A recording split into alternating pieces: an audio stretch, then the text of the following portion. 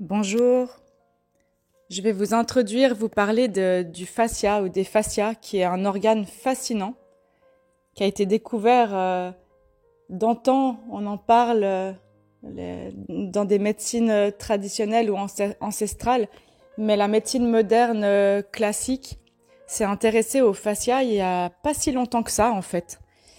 Et le fascia, c'est tout simplement le plus grand organe de votre corps humain. C'est une membrane de tissu conjonctif qui est gélatineuse. Elle est constituée principalement de collagène, qui est présent dans l'ensemble du corps humain, tout comme nos tendons ou nos ligaments, qui sont faits de beaucoup de collagène. Le fascia, en fait, c'est une membrane qui est fine, qui est faite de fibres et qui est translucide, malléable, qui relie toutes vos structures corporelles, les muscles, les os, les ligaments, les artères, en les enveloppant. Donc il a 3 couches. Il a une couche qui est superficielle, qui est présente directement sous la peau. Et vous pouvez taper sur Google les fascias et regarder que même ça se croise au niveau du plexus. C'est intéressant. Il a une couche profonde qui est située dans la cavité, au niveau de la cavité pelvienne, abdominale, du thorax et aussi du cou. Et une couche qu'on dit méningée, qui est intracrânienne, qui forme la dure mère, la pie-mère et l'arachnoïde. Donc ça, c'est dans la boîte crânienne, dans le cerveau, autour du cerveau. C'est super intéressant. Et ça constitue en fait un des piliers de la matière cérébrale. Donc ça, c'est quelque chose qui est présent partout dans le corps humain. Il sert de support entre les différents systèmes organiques et de passage pour tout le système lymphatique. Donc le système lymphatique, c'est les os qui circulent en vous, qui sont pas dans les veines ou les artères ou les artérioles. Puis en fait, dans la médecine plus traditionnelle, complémentaire, on sait que l'énergie du corps, le chi, circule à travers notamment les os du corps. Et en fait, qui sont, l'eau c'est conducteur, on le sait, pour l'électricité. Et en fait, il y a les énergies du corps qui circulent à travers le fascia. Donc quand un fascia, il a été rigidifié depuis quelques années à travers, par exemple, les réflexes archaïques. Vous pouvez regarder la vidéo là-dessus si ça vous intéresse. Donc, quand j'ai serré les fesses ou le plancher pelvien ou la mâchoire pendant des années, il suffit pas de juste faire quelques exercices pour aller les détendre. Il faut vraiment beaucoup de pratique, de la présence corporelle et des exercices qui les refluidifient, qui les rendent malléables à nouveau. Et du coup, des fois, on crispe une zone pendant des années et des années. Elle se cristallise et ce fascia, il est plus gélatineux, il devient rigide. Et ça, on peut l'entendre. Moi, quand je masse des personnes, on l'entend quand ça craque. Et le but, c'est de le rendre en fait à nouveau mobile et translucide. À titre d'exemple, la peau, elle est aussi considérée comme un fascia. La plèvre qui entoure les poumons, c'est un fascia. Le péricarde qui entoure le cœur, c'est aussi un fascia. Le péritoine qui entoure les intestins. La dure mère qui entoure le cerveau, ça c'est des fascias. Donc en fait, imaginez un réseau fascinant d'une couche gélatineuse. Quand elle est saine, elle devient mobile, elle glisse, votre corps il est fluide et vous vous sentez bien, vous vous sentez libéré. Et quand on est tendu, ça devient rigide, enflammé. Quand c'est stressé par le cerveau qui réfléchit beaucoup, par le manque d'amour, un rythme de vie effréné, des tensions, une hypervigilance, un manque de sécurité dans sa vie. Et ça se cristallise au fil des ans. Et ça a été découvert par ici en 1800, dans les années 1900, et puis c'est encore super inconnu du grand public. Et en fait, de la médecine moderne et particulièrement de la chirurgie depuis moins de 10 ans en fait. Quand on a une fracture, un trauma, un stress chronique, des dysfonctions, les fascias ils vont se rétracter, ils vont être malmenés et ils perdent leur élasticité. Et il y a des constructions en nous de défense corporelle qui peuvent être une cause de stress de fascia à terme. Et ça peut être aussi une conséquence qui est due au manque de contact aimant au cours de la vie. Et tout simplement une mise en lumière des difficultés relationnelles qu'on traverse, le manque de vulnérabilité qui conduit notre système nerveux à se sentir en danger, à cristalliser ces zones du corps qui sont précieuses en fait. Ça mène aux douleurs, ça mène au contrôle, à la perte de marier toutes les dimensions de notre être, de marier le corps avec l'esprit, avec la conscience, et ça mène à la fatigue et à la maladie. Puis quand ils perdent leur mobilité, il y a des adhérences qui se forment partout dans notre corps. Les fibres de notre corps, elles deviennent plus rigides parce que les structures, elles glissent moins entre elles. Donc ça altère la vascularisation, votre corps il est moins innervé par le sang, et du coup il y a des douleurs chroniques qui s'installent. Et des symptômes comme des crampes musculaires, des troubles digestifs, des névralgies, de la fatigue chronique, une acidose, votre corps devient trop acide au bout d'un moment.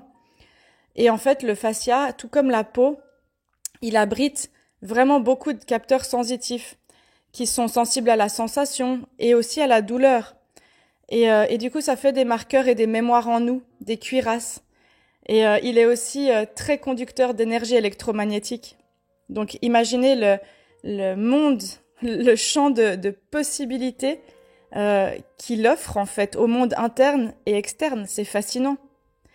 Et le corps humain, de manière générale, il est fascinant avec toutes ces énergies osmotiques, cinétiques et autres qui interagissent et puis qui créent cette homéostasie qui est nécessaire à un bon fonctionnement et qui nous fait faire partie de la nature, du grand tout et de la matière en fait. Et la caresse en conscience et son art, parce que c'est un art, ça permet de guérir vraiment à bien des égards, à bien des niveaux et également au niveau énergétique le corps. Le corps, il va tenter tout le temps de se réguler par lui-même et il vous envoie des signaux d'alerte. Au début, c'est des murmures et s'ils sont pas écoutés, ça devient des cris stridents. Et du coup, prendre soin de son corps avec soi-même, par le sport, par manger correctement, par boire assez, par danser, par le rendre fluide, mais aussi prendre soin du corps à travers la relation, par un toucher en présence. Ça prend soin également de la circulation générale en nous et ça prend aussi soin de ces tissus précieux. Voilà. J'ai fait une vidéo sur la fluidité, je vous retouche quelques mots. Imaginez, ça peut être un peu abstrait raconté comme ça, mais on peut appliquer ça à la lecture de notre corps à différents niveaux. Et ça peut nous aider à améliorer notre bien-être au quotidien, tant personnellement que dans le lien.